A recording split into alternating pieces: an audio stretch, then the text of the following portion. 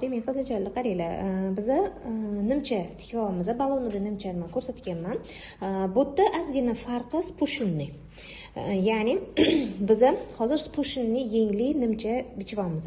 Nimchamiz primoy, o'shaning uchun anaqasini qilmadim, jo'naqa kengaytirish bermadim. Belga ozgina kirildi va o'sha bo'yicha kengaytirildi. Xo'p, bichib olgan detallarim nima bo'lyapti? Chokiga qarab turib, mana ahamiyat beringlar, chokiga qarab turib cho'ntak bichib oldim. Stoykasini bichib oldim. Mana stoykasini ikkiga buklanadigan holati qancha kerak bo'lsa demak anaqaylar. Stoyka qancha kerak bo'lsa, o'shani mo'ljal qolasizlar. Bizga taxminan 4-5 sm lik stoyka kerak bo'lgani uchun men 10 sm oldim. 10 sm shu bo'yin garlavina, ya'ni orqa garlavina va oldi garlavinamiz necha bo'lsa, o'shanchaligini olasizlar. Xo'p, qizajonlar, men anaqasini aytib ketaman. Demak, men bitta bizda 9 sm bo'lyapti, pastga 10 sm aylanib berilyapti. Bo'yin o'yindidan yelka uzunligini 25 sm qildik. Bu yoqqa 24 sm qildik va kengaytirishni etek qancha kerak bo'lsa o'shancha qildik. Etagimiz 32 sm bo'ldi. Belga ozginagina 25 sm kirildi. Demak, men bitta knopka uchun 3 sm joy qoldirildi. Xuddi shu holatni orqaga chokiga qo'yib turib, nima qildik? Bichib oldik. Bo'ldi. Astari ham bichilinadi, qolgani tikishda ko'ramiz. Xo'p, qizajonlar, mana kurtkamizni ulab olamiz. Mana yoqasi bor. Mana shu yoqasini yaxlit, mana 2 qavatni tikmasdan stoykasini. 2 qavat tikmasdan, unaqa 1 yoq qavatini tikamiz. 1 yoq qavatini astarga ulaymiz. Astari garlavinasi bor-ku. Mana shu astari garlavinasiga ulaymiz. Hozir mana shunaqasiga qilib ulab ketamiz-da. So'ng bu bunaqasi ag'dariladi-yu. Keyin qilgan ishimiz mana bu qo'ltiq o'yindisini, ya'ni spushunni yeng o'zi, mana shu spushunni yengini ulaymiz. Qolgan joylar o'sha har doimgidek ko'rsatganim etagi va oxiri mana bu padbord joyi ulanadi.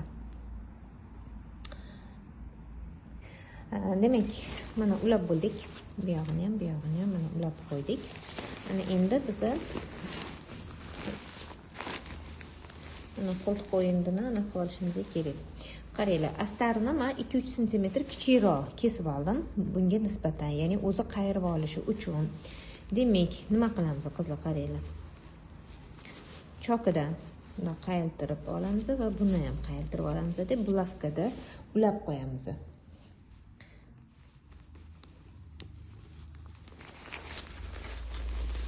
Va ichkari tarafdan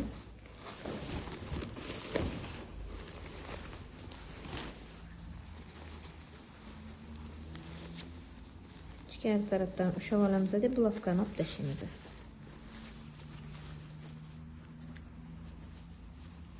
Bulavkani topib oldi endi. Mana tak qo'linglarni olmaysizlar, mana shuni ushlab turasizlar. Hammadan qizlar eng kerakligi mana shu astar yurib ketib qolishi kerak emas. Tushuntira oldimmi? Mana shu astarda ehtiyot bo'lasizlar. Astar hamisha lapkaga qaraydi.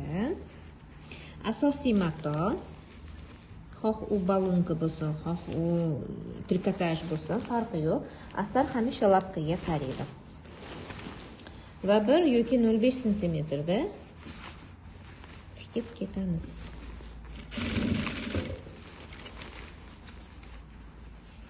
Astarda ehtiyot bo'lasiz, bunda tortganingizda mana bu qayilib qolishi mumkin. Mana shu yerga e'tiborli bo'lasizlar. Shoshmasdan aylantirib tikib turasizlar.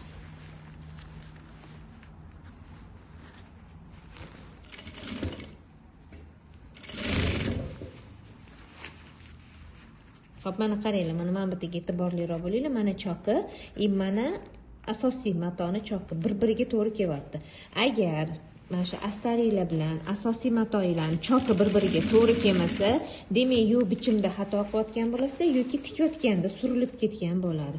Shu narsalarga e'tiborli bo'linglar. Agar astarda choklar surilib qolsa, sizlarning astarli kiyiminglar yaxshi chiqmaydi. Mana shunaqa qilib hozir ulab ketamiz oxirigacha.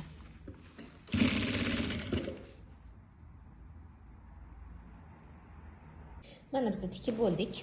Demak, mana qo'ltiqni o'yindisini tikib bo'ldik. Xo'p, Endi keyingi qiladigan ishimiz biza etagini tikamiz va so'ng mana bu yerni tikib olamiz. Shu bilan qarabsizki, ag'darib olasizlar. Buni men yana tikib ko'rsatmayman, sizlarni megabaytlarni ketkazib, sababi undan oldingi tikkan anaqamda, nimchamda men hamma barcha anaqalarni ko'rsatganman. Просто spushinlikni qanaqa qilib ulash kerakligini men sizlarga ko'rsatib qo'ydim.